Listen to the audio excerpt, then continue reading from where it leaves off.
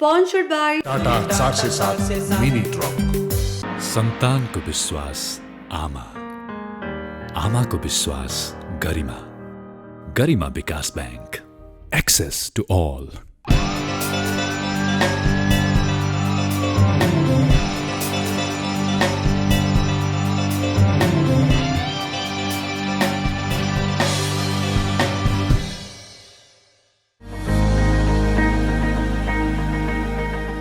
दर्शकवृन्द नमस्कार। युद्ध कोरोना विरुद्धको यो विशेष श्रृङ्खलामा यहाँलाई हार्दिक स्वागत गर्छौं। दर्शकवृन्द, हामी हरेक दिन यो विशेष श्रृङ्खला सञ्चालन गरिरहेका छौं। लकडाउन पछिको आज यो 46औं श्रृङ्खला हो युद्ध कोरोना विरुद्धको। हामीले विगतका एपिसोडहरूमा स्थानीय सरकारहरूले गरेका प्रयत्नका विषयलाई महत्त्वपूर्ण रूपमा उठाउँदै आएका छौं। हामीले विशेषतः 5 प्रदेशका 5 मेयरज्यूहरूसँग छलफल गर्दै आइरहेका थियौं र आज पनि यसै गरी स्थानीय सरकारका प्रमुखज्यूहरूसँग छलफल गर्दैछौं। दर्शकवृन्द, अहिले यो अवस्थामा कोरोना संक्रमण नियन्त्रण गर्नका लागि स्थानीय सरकारले खेलेको भूमिका असाध्यै महत्त्वपूर्ण छ। यदि स्थानीय सरकारको निर्वाचन भएको थिएन भने के हुन्थ्यो होला भनेर सोच्नुपर्ने हुन्थ्यो होला सायद। त्यसकारणले आज स्थानीय सरकार भएका कारणले नियन्त्रण गर्न असाध्यै सजिलो भएको छ र उहाँहरूले गरेका प्रयत्नहरू के छन्, चुनौतीहरू के छन्, सँगसँगै अब स्थानीय सरकारहरू नीति तथा कार्यक्रम र बजेट ल्याउने तर्खरमा हुनुहुन्छ। यो बेलामा उहाँहरूको तयारी कस्तो छ, प्राथमिकताहरू के छन्, यी विषयमा पनि हामी आज छलफल गर्नेछौँ। आज हामीसँग 5 जना मेयरज्यूहरू हुनुहुन्छ। प्रदेश 1 को मेयर साहब विमल आचार्यज्यू हुनुहुन्छ। मेयर साहब, तपाईको नगरपालिका नेपालको सिमानामा जोडिएको नगरपालिका पनि हो। विशेष गरी भारतीय नाकाबाट नेपाल प्रवेश गर्नेहरूको मुख्य नाका पनि हो। तपाईहरुले अपनाउनु भएको सजगताका विषयमा पनि आम जनतालाई जानकारी गराइदिनुस् न मेयर साहब। हिजो मात्रै मेची नगरमा चाहिँ 350 जना मान्छे चाहिँ सबैतिर यहाँबाट डिस्पेच गर्यौं र अहिले हामीले हिजोबाट क्वारेन्टाइन होल्डिङ सेन्टरको रूपमा 2टा चाहिँ काँकरभिट्टा र इटाभट्टा 2टा वार्डमा बनाएको, त्यो चाहिँ अहिले हाम्रो खाली भएको छ। र आज तेस्रो दिन हामीले पारीबाट आउने मान्छेलाई रोकेका छौं र पारी पनि अहिले लगभग 600-700 मान्छेहरू चाहिँ बसेको अवस्था छ र पानी ट्याङ्कीमा नजिकै हाम्रो 500 मिटरको चाहिँ क्षेत्रमा चाहिँ 250 जना जतिको चाहिँ अहिले वर्तमान अवस्थामा भिड रहेको छ। अनौपचारिक रूपमा पारीका चाहिँ मानिसहरूले फोन गरेको अवस्था छ। हामी 2 दिनदेखि खाना खाइरहेका छैनौं र हामीलाई त्यहाँ नेपालमा प्रवेश गराइदिने वातावरण बनाइदिनुहोस् भन्ने कुरा छ। हाम्रै मेची नगरका पनि अहिले 30 जना जति चाहिँ उता 2 दिनदेखि हुनुहुन्छ। हामीलाई उहाँहरूको फोन रिसिभ गर्दा अत्यन्तै दुःख महसुस हुन्छ कि 500 मिटर पारी हुनुहुन्छ, 500 मिटर चाहिँ वारी ल्याउन नसकेर उहाँहरूको भोको पेटमा खाना खुवाउन नसक्दा अत्यन्तै दुःख कष्टकर भएर बस्नु भएको छ। त्यसलाई राहत दिन नसक्दाखेरि हामी पनि दुखित छौं। काँकरभिट्टा सीमाबाट पनि पक्कै पनि हजारौंको संख्यामा आउँछ। त्यो बेला अहिले नै हामीले सचेत भएनौं, अहिले नै व्यवस्थापन गरेनौं भने त्यो बेला अत्यन्तै पीडा हुन्छ र रोगको संक्रमण चाहिँ देशभरि फैलिने चिन्ता छ। हामी त्यसलाई व्यवस्थापन गर्न अहिले पनि मेची नगरपालिकामा क्वारेन्टाइनहरू लगभग 18 वटा क्वारेन्टाइन बनाएका छौं। 2टा भारतबाट आउनेहरूलाई होल्डिङ सेन्टरको रूपमा चाहिँ 2टा चाहिँ ठाउँ तय गरेका छौं। 20 वटा सेन्टर बनाएका छौं र त्यसको लागि स्वास्थ्यसँग सम्बन्धित कुराहरू चाहिँ ढुवानीका साधनहरूसँग समन्वय गर्ने कुराहरू अहिलेसम्म हामीले लगेका छौं। मेची नगरको भूमिमा कोही पनि नागरिक आएर हामी अलपत्र पर्यौं भने उनीहरूलाई सुरक्षित गरेर क्वारेन्टाइनमा लाने, खाना खुवाउने, स्वास्थ्य चेक जाँच गर्ने कुराहरू छ।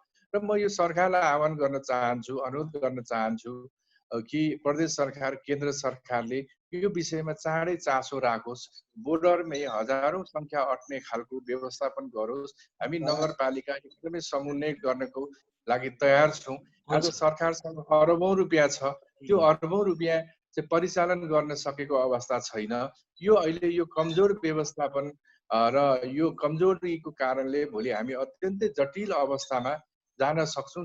अर्घाखाँचीको भूमिका स्थान नगरपालिकाका मेयर हुनुहुन्छ रेशम थापाज्यू यहाँतिर जान चाहे। मेयर साहब, म यो पहिलो चरणमा तपाईँहरूले गरेका महत्त्वपूर्ण प्रयत्न जुन आम जनतालाई यो कोरोनाको संक्रमणबाट सुरक्षित बनाउनका लागि तपाईँहरूले गरेका प्रयत्नको विषयमा जानकारी लिन्छु। म रेशम थापा मेयर साहब, तपाईँहरूले गरेका प्रयत्नहरू असाध्यै संक्षेपमा राखिदिनु होला। समग्र रूपमा हाम्रो स्वास्थ्य क्षेत्रमा हाम्रो पालिका अलि कमजोर स्थिति पहिलेदेखि अब हस्पिटलहरू नभएको नगरपालिका हो।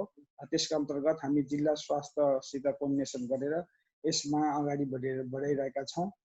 हालसम्म हाम्रो भूमिकेन्द्र नगरपालिकाले स्वदेशबाट आउनुभएका लगभग 150 जनालाई क्वारेन्टाइनमा राखेर उहाँलाई मुक्त टेस्ट गरेर पठाइसकेको छ र अहिले हाम्रो भारतबाट आउनेको घुइँचो बढिरहेको छ। प्रत्येक दिन 200-300 जना अथवा जिल्लामा लगभग 400-500 को रूपमा भारतबाट आउने साथीहरू भित्रिरहनु भएको छ। एक व्यक्ति एक मास्क एक घर 2 साबुनको अभियान सहित अनि हामीले चाहिँ कोरोनाको जानकारी सम्बन्धी पर्चा छापेर हामी चाहिँ यो भीमेश्वर नगरपालिकाका सबै जनताका घरमा निर्वाचित जनप्रतिनिधिहरू सहित पुग्ने काम गरियो। त्यसका साथसाथै क्वारेन्टाइनको निर्माण अनि आइसोलेसन वार्डको निर्माण र यो भीमेश्वर नगरपालिका चाहिँ सदरमुकाममा पनि भएको हुनाले जिल्लाको सबै खालको गतिविधिमा संलग्न हुनुपर्ने भएको हुनाले हामीले त्यसरी अगाडि गयौँ।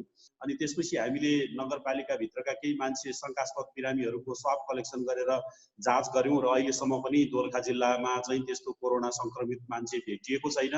राहत होइन रोजगारी भनेर 1 हप्ताको रोजगारी दिने र त्यसबाट राहत उहाँहरूले चाहिँ किनेर खाने त्यो गर्यौँ। या सवारीका साधनलाई चाहिँ डिसइन्फेक्सन गर्नका लागि त्यो एउटा स्टेसन पनि निर्माण गर्यौँ र यसरी हामीले चाहिँ यो कोरोना नियन्त्रणका लागि लागेका छौँ। गौरीगङ्गा नगरपालिकाका मेयर हुनुहुन्छ। मेयर साहब, तपाईँहरूले गरेका महत्त्वपूर्ण प्रयत्न सुनाइदिनु होला। सबैभन्दा पहिला नगर स्तरीय एउटा निर्देशक समिति गठन गर्यौँ र त्यसै गरिकन स्वास्थ्य कर्मी लगायत अन्य साथीहरू राखेर एउटा आरआरटी भन्ने एउटा हामीले गठन गर्यौँ। रेस्क्यु गर्नका निम्ति तुरुन्तै एउटा समिति गठन गरेका छौँ र प्रत्येक वडामा वडा स्तरीय कोरोना रोकथाम तथा नियन्त्रण समन्वय समिति गठन गरेका छौँ। कोरोना सम्बन्धी सूचना केन्द्र गठन गरेका छौँ। त्यसै गरी निगरानी समूहहरू गठन गरेका छौँ र क्वारेन्टाइन भन्दाखेरि के देखियो भने अलिकति मान्छे डराएको जस्तो के हो कस्तो हो भन्ने पनि देखियो र हामीले के गर्यौँ भने सुरक्षित आवास गृह भनेर नाम राख्यौँ र प्रत्येक वडामा एउटा सुरक्षित आवास गृह भनेर हामीले राखेका छौँ र त्यसमा चाहिँ अहिले चाहिँ बाहिरबाट आएका मान्छेहरूलाई हामीले राखेका छौँ। सस्पेक्टेड भयो भने तिनीहरूलाई आइसोलेसनको व्यवस्था गरेका छौँ र 10 बेडको आइसोलेसन बेड हामीले हाम्रो नगरपालिकाभित्र स्थापना गरेका छौँ र त्योभन्दा पनि अलिकति अप्ठ्यारो परिस्थिति आयो भने हामीले 3वटा एम्बुलेन्सहरू स्ट्यान्डमै राखेका छौँ।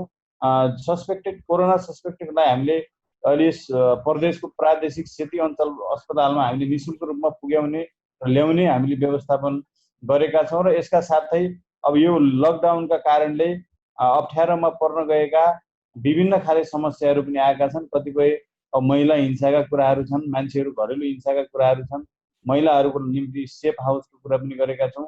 यी सबै कुराहरूलाई हामीले चाहिँ यसरी म्यानेजमेन्ट गरिरहेका छौँ अहिलेसम्म। म दोस्रो चरणको छलफल सुरु गर्न चाहे। दोस्रो चरणको छलफल म दोलखाबाट सुरु गर्छु। मेयर साहब, अहिलेको अवस्था हेर्ने हो भने यो कोरोना संक्रमितहरूको संख्या दिन प्रतिदिन बढ्दो क्रममा छ र सँगसँगै यसले पारेका अनेक खालका प्रभावहरू पनि सँगसँगै जोडिँदै आएका छन्, अझ भयावह हुँदैछन्। त्यसकारणले अब स्थानीय सरकारका चुनौतीहरू के छन् मेयर साहब, जुन अब सङ्घ र प्रदेश सरकारले सम्बोधन गर्नुपर्ने आवश्यकता महसुस गरेका त्यस्ता जटिल खालका चुनौतीहरू के छन्? जति सक्दो धेरै नेपालीहरू चाहिँ आफ्नो घरमा आफ्नो गाउँमा आउन चाहनु भइरहेको छ र उहाँ आफन्त आउँदाखेरि आफन्तसँगै रोग पनि आउने भएको हुनाले त्यतिकै जटिल अवस्था छ। त्यसलाई मध्यनजर गरेर अगाडि तपाईँले अघि भर्खरै पनि भन्नुभयो, मेचीनगरका मेयर साहबलाई धन्यवाद पनि दिनुभयो होइन, त्यहाँबाट पठाइदिनु भयो भनेर।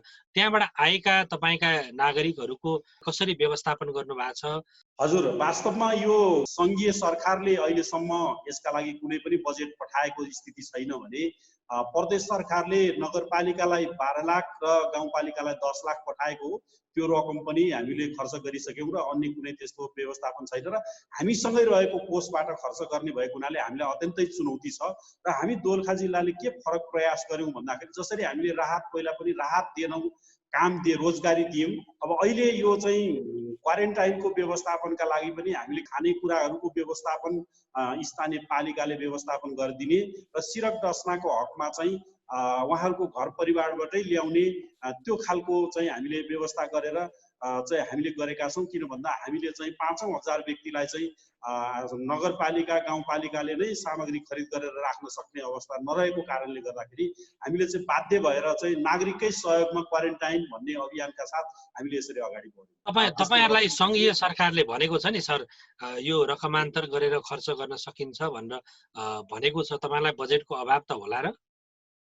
हजुर, अब यो संघीय सरकारले भन्ने कुरा चाहिँ के छ भन्दाखेरि पत्र पत्रिकामा भन्ने अनि त्यो चाहिँ उसमा भाषणमा भन्ने मात्रै हो। हामीलाई कुनै त्यस्तो लिखित रूपमा आदेश आएको छैन र हामीलाई यो कोरोनाको महामारीको अवधिमा पनि पुरानै आर्थिक ऐन नियम अनुसार चल्नु भनिएको छ, जबकि हामी त्यो कुरा गर्नलाई चाहिँ हामी असाध्यै गाह्रोमा छौँ। किनभने 35 दिने सूचना निकाल्नुपर्ने, टेन्डर गर्नुपर्ने, यस्ता यी विविध अप्ठ्याराका कुराहरू चाहिँ वास्तवमा भन्ने हो भनेदेखि संघीय सरकारले फुकाएको छैन र हामी त्यही अप्ठ्याराका बावजुद पनि काम गरेर आएका छौँ।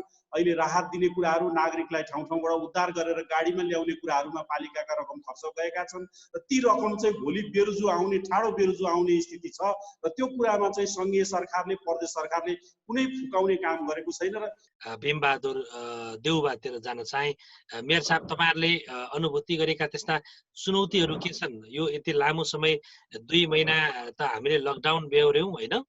यो बीचमा त धेरै ठुलो नयाँ खालको अनुभवहरू भएको छन् मेयर साहब, र यी अनुभवहरूबाट तपाईहरुले सिकेका चुनौतीहरू जुन समाधान गर्न तपाईहरुलाई स्थानीय तहमा असाध्यै जटिल भएका कुराहरू केही छन् मेयर साहब?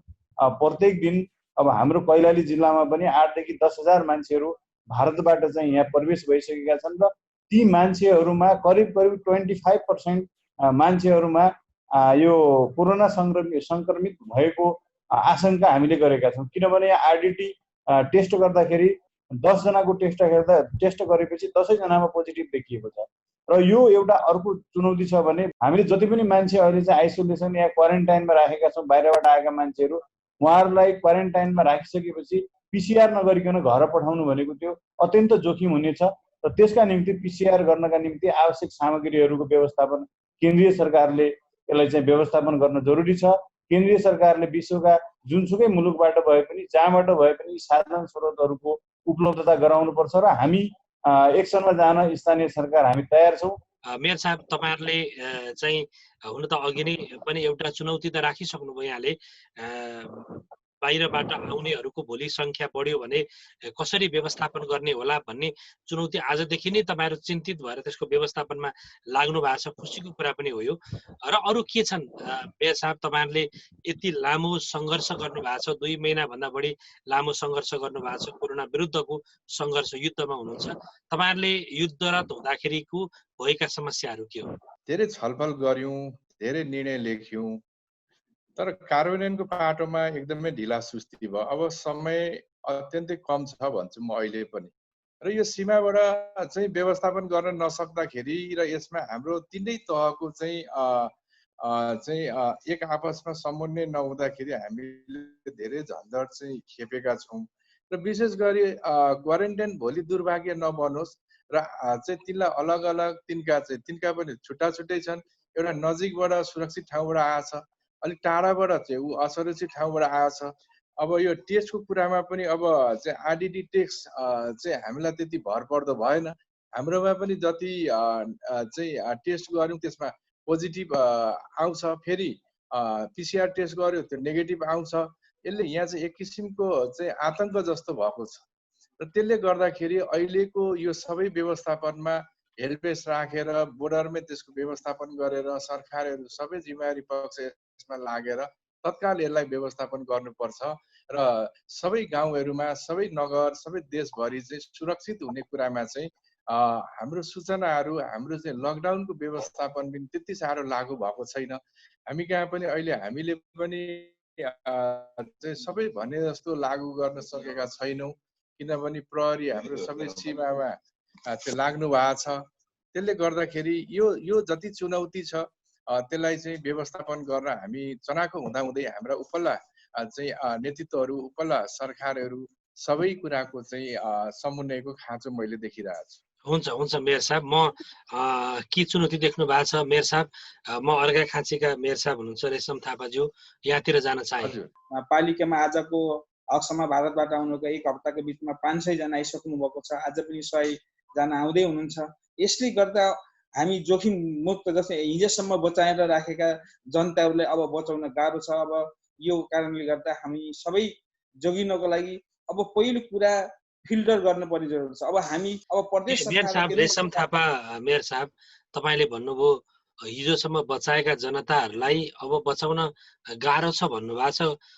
किन त्यस्तो भन्दै हुनुहुन्छ मेयरज्यू? तपाईले यो भनिरहँदाखेरि एक खालको त्रास पनि बढेको छ र सँगसँगै यो वास्तविकता तपाईले जुन भन्नुभएको छ त्यसको पछाडिका कारणहरू के छन् मेयर साहब, राख्दिनु? जबसम्म अब हामी प्रदेश सरकारले र केन्द्र सरकारलेबाट हामीले PCR चेकहरू गर्ने, जस्तै हामीले सिमानाको बर्डरबाट नै हामीले चेक गरेर उहाँलाई फिल्टर गरेर पठाएको भए त्यस अन्तर्गत PCR गरेर छुट्याएको भए यो छुट्टिने थियो। तर अहिले हामी हुलमा आउनुभएको छ। यो कारणले गर्दा अब हामी जस्तै आज 5 दिन 7 दिन भइसक्यो र अब PCR चेक गर्नको लागि हामीले डिमान्ड गर्दा अब त्यस ठाउँबाट अथवा प्रदेश सरकारबाट केन्द्र सरकारबाट तिर्ने चिजहरू पाइनन्। नपाएपछि 2-4 जनालाई त हामीले राख्न सक्छौँ। तर हाम्रो अहिले पनि हाम्रो भूमिकेस्ता नगरपालिकामा हाम्रो 6184 जना भारतबाट आउँदै हुनुहुन्छ र हामीले लक्ष्य गरेका छौँ ल 3000 जना हाम्रो भूमिकेस्ता नगरपालिकामा प्रवेश गर्नुहुन्छ। र त्यो आएका साथीहरूलाई, देशैभरि आएका साथीहरूलाई हामीले PCR चेक समयमा गर्न सक्ने कि नसक्ने, नसकेको कारणले हो भने हामी जोखिममूलकमा हुन्छ हाम्रो नेपाल र हाम्रो भूमिकेस्ता नगरपालिका हुन्छ। हाम्रो अनुरोध के छ भने प्रदेश सरकार र केन्द्र सरकारको लागि PCR को लागि प्रत्येक जिल्लामा अहिले 77 जिल्लामा जस्तै अहिले PCR चेक गरेर तुरुन्त गराउनुपर्छ। यसरी गराइएन भने जो कुन रोगी हो भने थाहा नपाएको समय हामीले फिल्टर छान्न सक्दैनौँ। नसकेको कारणले गर्दा यो हामी यसबाट सबै हुन सक्ने सम्भावना बढी भएको मैले जानकारी गर्न चाहन्छु। स्याङ्जा जिल्लाको गल्याङ नगरपालिकाका मेयर हुनुहुन्छ भूपराज अधिकारी। मेयर साहब मेयर साहब नमस्कार। तपाईहरुले गर्नुभएको महत्त्वपूर्ण प्रयत्न चाहिँ आम जनतालाई सुनाइदिनुस् न। यो बीचमा तपाईहरुले गरेका महत्त्वपूर्ण प्रयत्नहरू के छन् सुनाइदिनुस् न। हामीले गल्याङमा चाहिँ क्वारेन्टाइन, व्यवस्थित क्वारेन्टाइन बनाएर अहिलेसम्म 200 जना मान्छेलाई हामी क्वारेन्टाइनमा राखेर घर पठाउने काम गरिसक्यौँ। अब अहिले हाम्रो क्वारेन्टाइनमा करिब कस्तो मेयर साहब त्यो व्यवस्थित क्वारेन्टाइन भनेको कस्तो मेयर साहब त्यो?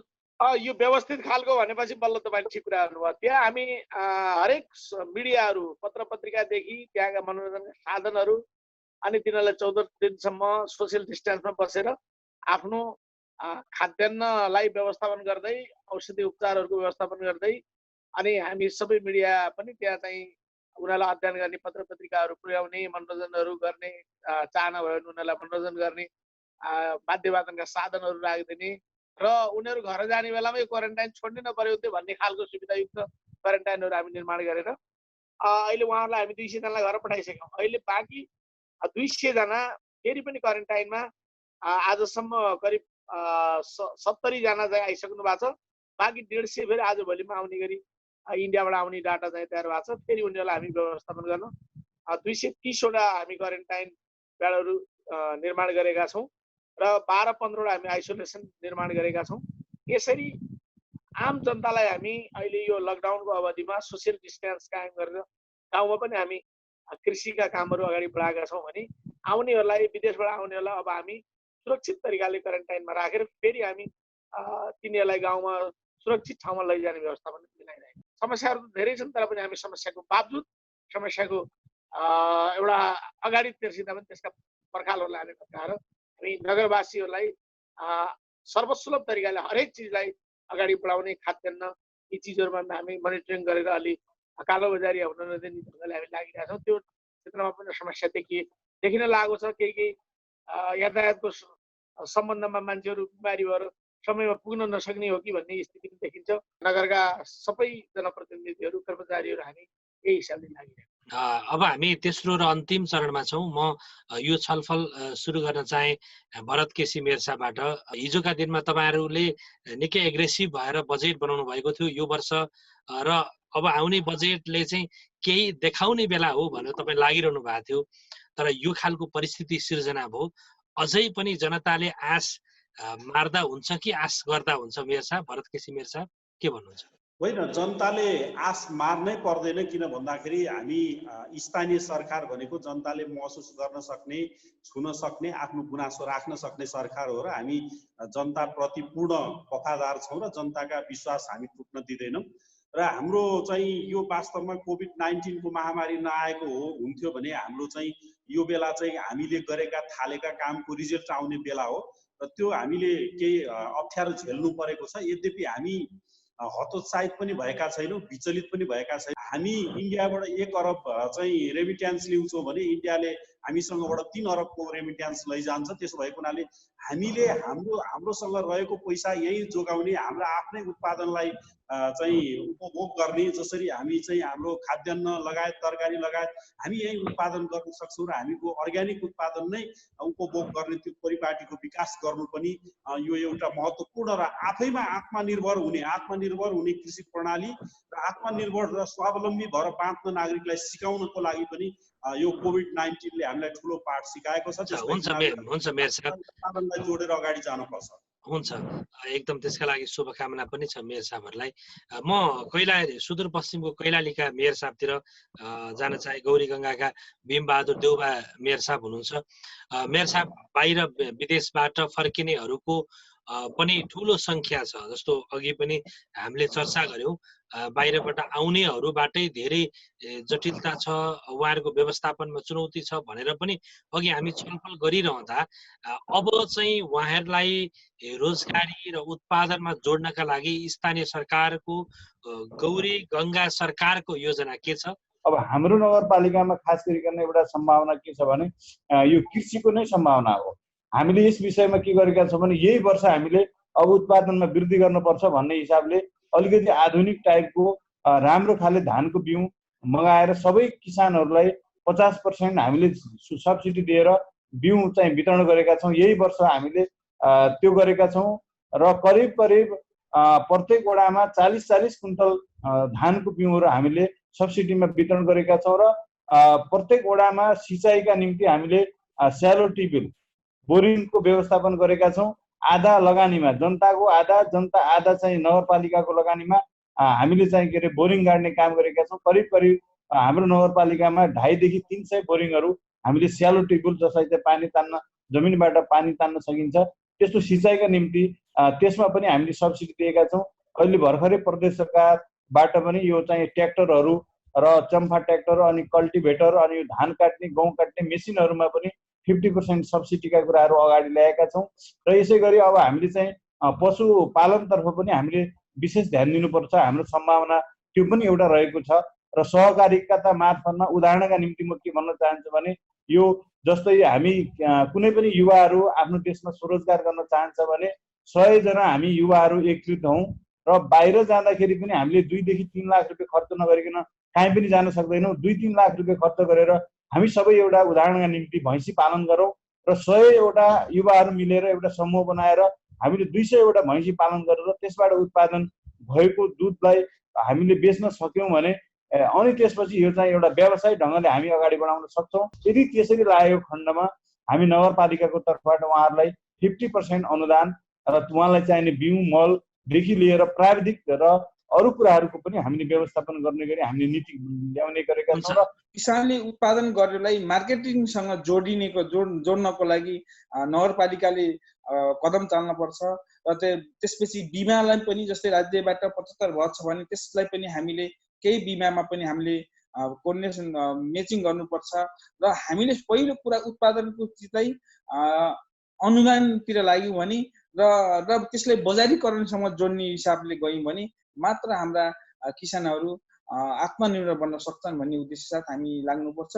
अब हामी बाटा भन्दा बढी अहिले खानेपानीको भन्दा बढी अब हामीले अहिले यो रोगको सम्बन्धमा स्वास्थ्य क्षेत्र र उत्पादन कृषिमूलकमा अगाडि जानुपर्ने बजेट बनाउनु पर्छ भन्ने कुरामा हस् हस् धन्यवाद मेयर साहब। हरेक कुरामा प्रदेश सङ्घीय सरकारले चाहिँ प्रभावकारी भूमिका निभाओस्, हामीसँग सहकार्य होस्। हामी यसमा निरन्तर लागेका छौँ र अबको चाहिँ भविष्यहरू हामी आफैले खुद तय गर्नुपर्नेछ र जुन अहिलेको नीति छ, जुन अहिलेको कार्यशैली छ त्यसमा परिवर्तन गर्न सकेनौँ र वैज्ञानिक ढङ्गले अबको विकासमा सबैको योगदान पुर्याउन सकेनौँ भने हामी आत्मनिर्भरता हुँदैनौँ, फेरि पनि अरूसँग आश्रित हुनुपर्छ र अब फर्किएर आउने मानिसहरू लाखौँको सङ्ख्यामा यही स्थापित हुने भएको कारणले सबै नेपालीको भविष्यमा चिन्ता गर्नुपर्ने विषय अहिले देख्छु म। भूपराज अधिकारी मेयर साहब हुनुहुन्छ। मेयर साहब, अबको कार्यक्रमहरू तपाईँहरूले कसरी ल्याउँदै हुनुहुन्छ? नम्बर 1 चाहिँ हामी आउने बजेट कार्यक्रमलाई 1 नम्बर हामी स्वास्थ्यसँग रिलेटेड गरेर ल्याउँछौँ। स्वास्थ्यमा हामीले नगर अस्पताल बनाउन सुरु गरेका छौँ। त्यसमा हामी अशक्त, असहाय, अपाङ्ग र गरिब विपन्नहरू ज्याला मजदुरी गरेर खानेहरूलाई स्वास्थ्यको क्षेत्रमा हामी ठुलो रूपबाट उहाँलाई सहयोग गर्ने कार्यक्रमहरू ल्याउँछौँ। दोस्रो कुरा हामी यो रोजगारी र स्वरोजगारी, एउटा हामी प्रत्यक्ष रोजगारीको कार्यक्रम बनाउँदैछौँ कृषिसँग जोडिएर। अर्को हामी स्वरोजगारीको कार्यक्रमहरू पनि बनाउँदैछौँ। दर्शकवृन्द, आज हामीले 5 जना मेयरज्यूहरूसँग छलफल गर्यौँ। विगत 45 दिनदेखि हामी हरेक दिन युद्ध कोरोना विरुद्धको यो विशेष श्रृङ्खला लिएर तपाईँहरू माझ उपस्थित भइरहेका छौँ र हामी भोलि पनि अर्को विषय र यसै गरी मेयरज्यूहरूसँग 5 प्रदेशका 5 मेयरज्यूहरूसँग जोडिँदैछौँ। तबसम्मका लागि म सञ्चालक शिव अधिकारीसँगै सम्पूर्ण टिम आगे माग्छौँ। नमस्कार। Sponsored by Tata 407 mini truck. सन्तानको विश्वास आमा, आमाको विश्वास गरिमा, गरिमा विकास बैंक, एक्सेस टु ऑल।